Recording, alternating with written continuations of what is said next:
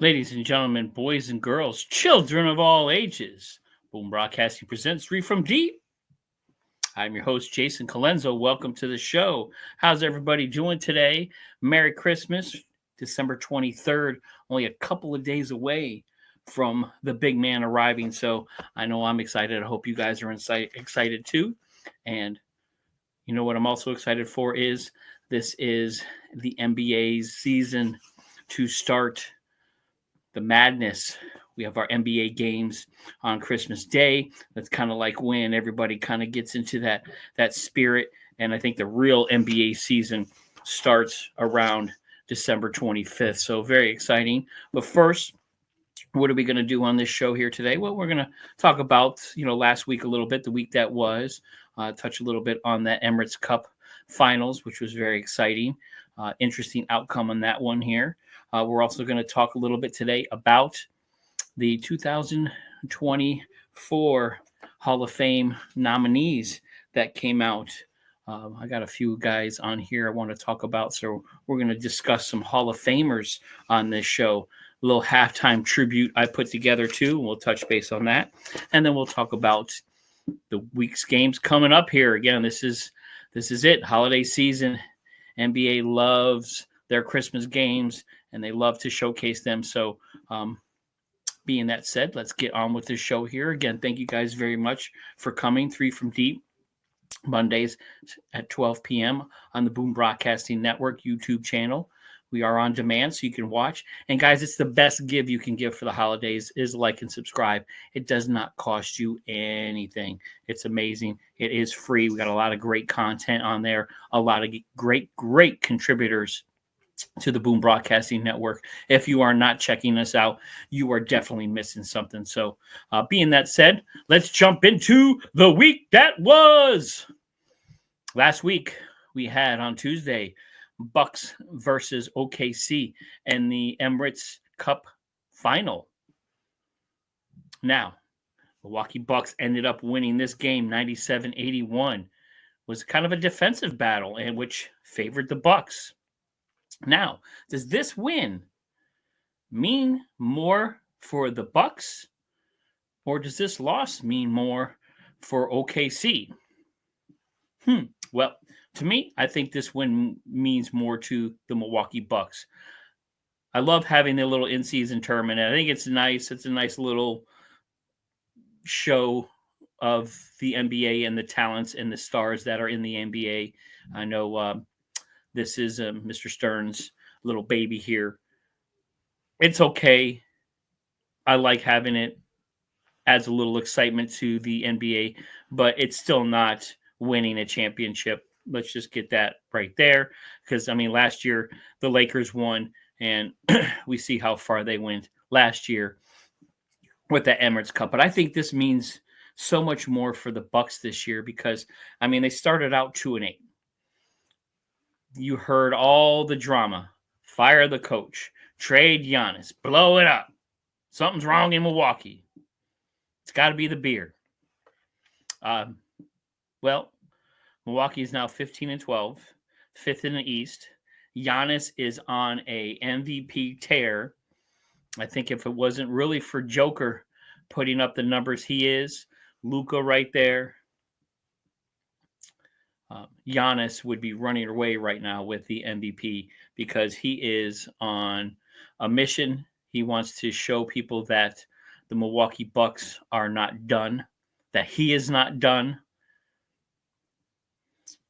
He had a 26-point triple-double, 26, 19, and 10 in the championship game. Dame time, dropped 23 points. He was very excited about being a champion now, but congratulations, Dame. But I want to see Milwaukee get to the promised land again because they are that good of a team. Although as a Knicks fan, I don't want to see them get too close. But right now they are moving up, fifth in the East, and making noise. Now, what I'm really surprised is OKC, that high-powered offense with Shai Gilgeous-Alexander, he only had 21 points, coming off one of his worst shooting performances. That OKC team couldn't hit a three at all. to save their lives. It was crazy that Milwaukee's Bucks defense shut them down to only scoring 81 points.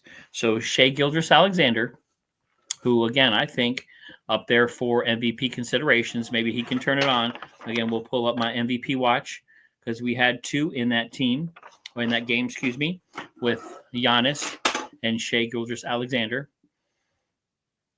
But OKC looked terrible in that game. And they got beat handily by the Milwaukee Bucks. And not just offensively, defensively. They got pushed around. They couldn't shoot. They did not look comfortable in that game at all. Kudos to the Milwaukee Bucks for winning the Emirates Cup. And this means a lot to them because everybody put them down and counted them out that first week of the season. But now look at what they're doing. I think they're just going to use this as more momentum. That team is rolling. Doc Rivers has these guys playing really, really well. And Giannis up there, MVP considerations. So great job to the Milwaukee Bucks. Let's move on to a couple of things on Saturday. Let's talk about Victor Wembanyama. We have not spoken about him lately. He's still doing okay. Spurs still kind of hanging around there down in the West. But Victor Wembanyama on Saturday against I believe it was the Trailblazers, dropped 30 points and 10 blocks. You're saying, well, wow, that's pretty good for, nice little double-double. But he was only the sixth player in NBA history to do that, to have a 30-point, 10-block double-double. Hakeem the Dream did it 5 times. It just shows you how great of a player he was. David Robinson, the Admiral, he did it 3 times. Shows you how great of a player he was. Then he had Artis Gilmore, Dwight Howard, and Kareem Abdul-Jabbar did it once. For Victor Wembanyama, that's fantastic. But more important, he did it in a victory, 114-94. So great job, Victor Wembanyama. I hope they can get the Spurs a little extra help. I'd love to see him get into the playoffs and start making some noise and really show those talents, because a lot of the times we don't get to see the Spurs on TV. Either it's late or it's just not in your area. So I know a lot of people just do not get to see Mr. Wembanyama. He is an anomaly as far as basketball, just his skills for a big man, for someone that big, can shoot the rock as well as he does. And to load up the stat sheets, I just want to see it in victories. So hopefully the Spurs can get him some help. Great job, Victor. And then also, we're going to talk about the Orlando Magic. Saturday night, playing the Miami Heat. We're leading. Miami was leading this game with 12 minutes to go by 22 points. So the Orlando Magic, down Franz Wagner, down Paolo Banchero, down 22 points with 12 minutes to go in the fourth quarter. The Orlando Magic storm back and win the game. The Miami Heat stop playing basketball. And nowadays, with the three-point shot being as prevalent as it is, you cannot sleep on teams anymore. And I don't care how much you're up by. In the last 5 years, according to NBA.com, in the last 5 years, there have been 796 instances that this has happened where a team has been up by 22 or more points in the fourth quarter. 796-0. Nobody has ever come back from that. Now there's one. The Orlando Magic. Still fourth in the East. Still hanging around there in the East. My Knicks kind of overtook them a little bit. But Orlando has still been playing very well without 2 of their studs. I'm hoping Paolo gets back here soon. Franz maybe next month. Orlando, my sleeper team to make some noise in the playoffs. But a heck of a win for the Orlando Magic and kind of an embarrassing loss for the Miami Heat. And that's not known for the Miami Heat. Coach Spoelstra, he coaches them up and is a great coach. I just don't know what happened. That was insane to be down down 22 points for them to come back in the fourth quarter with only 12 minutes to go. So Miami, that was not a good look. So let's get that back here. Now, they just announced the finalists for the 2024-25 Hall of Fame, NBA Hall of Fame, excuse me. And some of the people that are on there, there's some great stars. They're first-time nominees. There's 189 total, I think, that are up for consideration. But right now, I want to focus on a couple of them. First time on the ballot, Carmelo Anthony. If y'all guys don't notice behind me, I have a little Carmelo Anthony display. I am a huge Melo fan. My man Melo, because I'm also a huge Syracuse fan. But 2003, Carmelo Anthony winning the national championship for the Syracuse Orange. Awesome performance. 10-time All-Star. All-NBA team 6 times. 2013 scoring champion. The 75th anniversary team of the greatest scorers in NBA history. He was on there. Unfortunately, never got the ring. Again, as a Knicks fan, it breaks my heart too because of being on the Knicks. I was hoping that he would get us to the promised land. He made plenty of noise in the playoffs, but just not a big enough noise. But won 3 gold medals, 2008 in Beijing, 2012 in London, and 2016 in Rio. So Carmelo Anthony, I think he's going to get in this year. Well-deserved, scoring monster, heck of a career. Unfortunately, just never got the ring. I wished it upon him. He has the championships and the championship in college. He has the gold medals. He was just missing that one extra piece with the ring. Came close a couple of times. I know with Denver, he had some great teams. New York, he had some really, really good teams. And then after that, that was kind of it. Then he kind of bounced around a little bit with Portland. And I think he made it to LA and sat on their bench a couple of games or whatever it was. But Carmelo Anthony, congratulations on the nomination, man. Well-deserved. I want to see you in the Hall. Definitely deserve to be it. Unbelievable scorer, a lot of talent. Melo, my man, congratulations. Then you got the Heat owner, Mickey Aronson. Let's talk about a couple of people on here that probably don't get enough recognition about what they did to the game. And the game I'm talking about is the WNBA. First one nominated, Sue Bird. Unbelievable player. 4-time champion. 2 chips at UConn. 2011 was voted one of the 15 greatest in women's basketball. 13-time All-Star, Sue Bird. Fantastic career. Unbelievable basketball player. A pillar of her community. Does a lot of great things around basketball. Phenomenal. Great job, Sue. Well-deserved. I think you're going to get in no problem. She belongs in the Ladies Hall of Fame and in the Naismith Hall of Fame because she definitely deserves it. Talk about bringing eyes and excitement to the WNBA. She was and is one of the greatest to ever play basketball, period. And then along to go with her, you would think Sue Bird, okay, greatness. Maya Moore, somebody who is just a tick above greatness. You talk about almost legendary status, Miss Maya Moore. 2017, Sports Illustrated voted her the greatest winner in the history of women's basketball. That's legendary. Legendary, folks. Amazing. 4-time champion, 2-time finals MVP, 6-time All-Star, 3 All-Star game MVPs, 5-time All-WNBA first team, 2-time second team, 2-time defensive second team. Maya Moore, shoo-in for the Hall of Fame. Again, she is very philanthropic outside of basketball too. Social justice, just a phenomenal person Miss Maya Moore. Congratulations on your nominations, Maya Moore and Sue Bird. Phenomenal careers.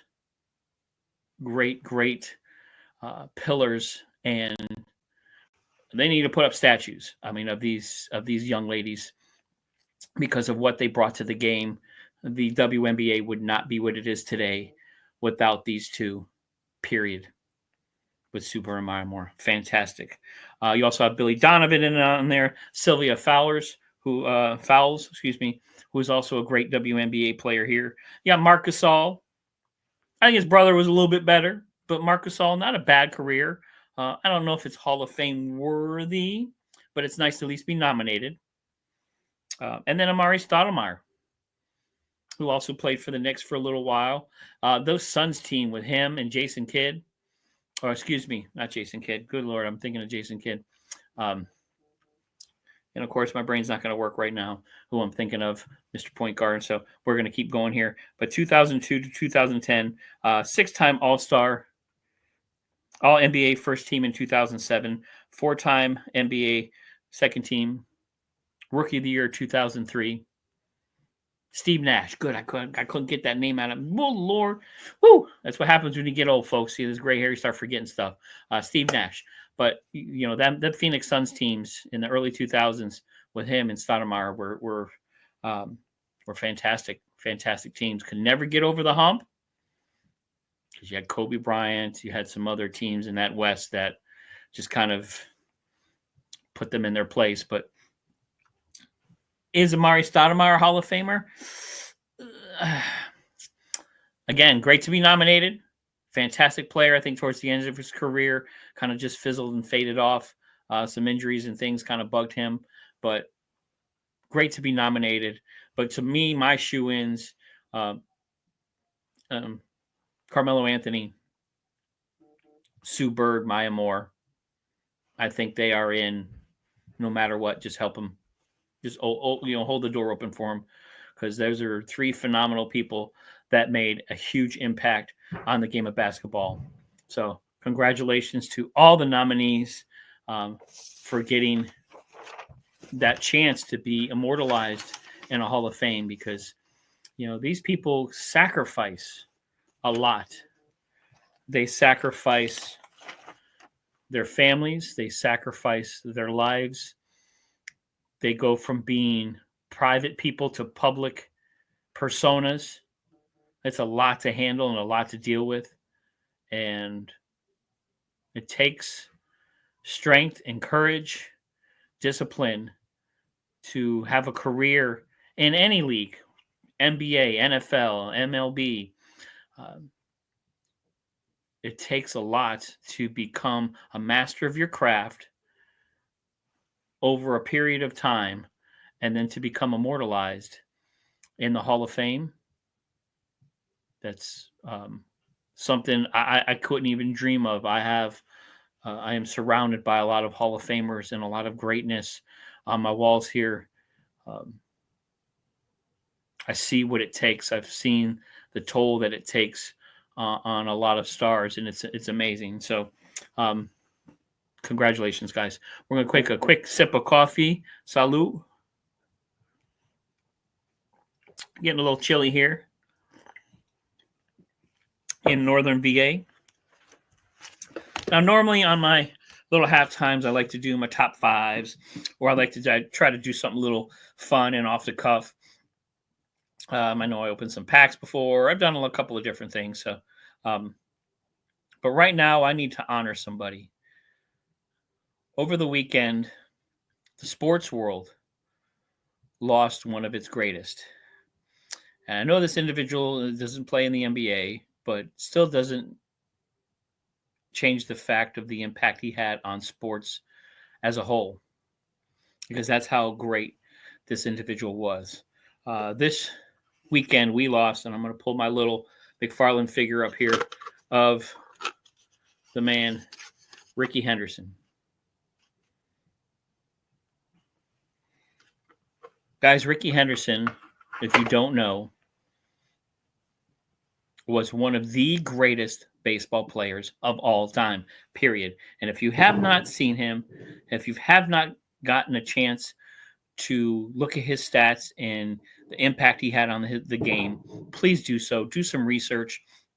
Go to YouTube, look him up. The Man of Steel, Steal, because he is the all-time stolen base leader by miles. And I don't know, the way the game is played today, I don't know if anybody's ever going to sniff him. 2009 Hall of Fame, 10-time All-Star, 1990 MVP, two-time World Series champ, 1989 with Oakland and 1993 with Toronto, excuse me. Over 3,000 hits, 3,055, 297 home runs, 2.79 batting average lifetime, 1,115 RBIs. Those aren't even the records he holds. That's just his normal stuff. 2,295 runs scored. Record. 50 more than Ty Cobb. And Ty Cobb blew everybody out of the water with his stuff from back in the day. Rickey Henderson. He stole 60 or more bases for 22 years. That is insane. 1980, his rookie year, he stole 100 bases, beating the Ty Cobb rookie record. 96, excuse me. I think he beat it by 4. 1982, he had 130 stolen bases, folks. 130 stolen bases. You don't see that anymore. 1983, 108. 1988, 93. Single season record was Lou Brock, one of the greatest of all time. Lou Brock had 118. Blew Lou Brock out of the water. Rickey Henderson was the greatest leadoff hitter of all time. And if he got on base, he was going to steal on you. Not just second, but he was going to get to third. Stolen base record, 1,406 total stolen bases. Only got caught 335 times. I'm not into math, but you guys do the percentage. But Rickey Henderson, phenomenal. Phenomenal. Gone too soon, only 65 years old. One of my top 10 all-time greatest baseball players, Mr. Rickey Henderson. 25-year career. Played with the Athletics, the Yankees, the Padres, the Mets, the Red Sox, the Dodgers, the Angels, the Mariners, the Blue Jays. Some of the best quotes. If my uniform doesn't get dirty, I haven't done anything in the baseball game. After he broke Lou Brock's record, read his speech. He was brash. He always talked in the third person, which was insane. Rickey loves Rickey. Rickey knows what Rickey does. Today, I am the greatest of all time. Rickey Henderson talking in the third person. He was brash. He was exciting. He did the bat flip before everybody else did the bat flip. Out there in left field, he'd catch the ball and whip his glove. Borderline cocky, but knowing that he was great and he loved to show it. Showmanship. But if he got on base, he was stealing. And there was nothing you can do about it because you knew he was going to do it. And that golden era of manufacturing runs is gone. You know, the early 80s, 90s, with him, Vince Coleman, Tim Raines, some of the greats that once they got on first base, they would watch pitchers and know their moves and know their tweaks and eat them alive. Rickey Henderson did that. One of the greatest baseball players of all time. And again, I just wanted to give him some flowers because he was gone too soon, 65 years old. And it's unfortunate that a lot of times we wait to shower praises to some of these athletes until they die. And And that's something with Ricky too, because I don't think he gets enough love. I don't think he gets enough praise. As great as he was, the greatest stolen base runner in Major League Baseball history, the greatest leadoff man in Major League Baseball history. Runs scored, everything. So, rest in peace, Mr. Ricky Henderson. Love you, man. Ricky knows, and Ricky is honored. Thank you, guys.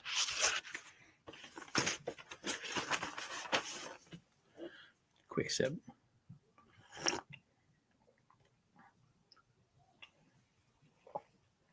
I get my coffee in, guys. All right. Let's jump into some of this week's games. Here we go. Christmas Day is definitely the exciting day of the NBA. But, we have games today and Monday. You got Celtics Magic, number 1 versus number 4. Magic coming off that insane victory. Can they take that motivation and beat the number 1 team, the Celtics? You got my number 3 Knicks playing against the Raptors. Heat Nets.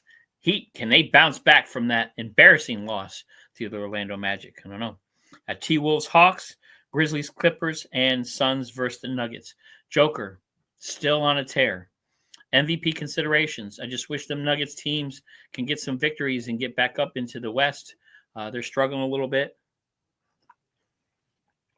But still, fantastic play from Nikola Jokic. Tuesday, there's no games. Just revving it up. Christmas Eve, they're getting ready for boom, Wednesday, Christmas games. NBA loves that. They are fighting against the NFL this year. I know the NFL has some games, but the NBA fans are going to watch these games. 12 o'clock game. You got my New York Knicks versus Wembanyama and the Spurs.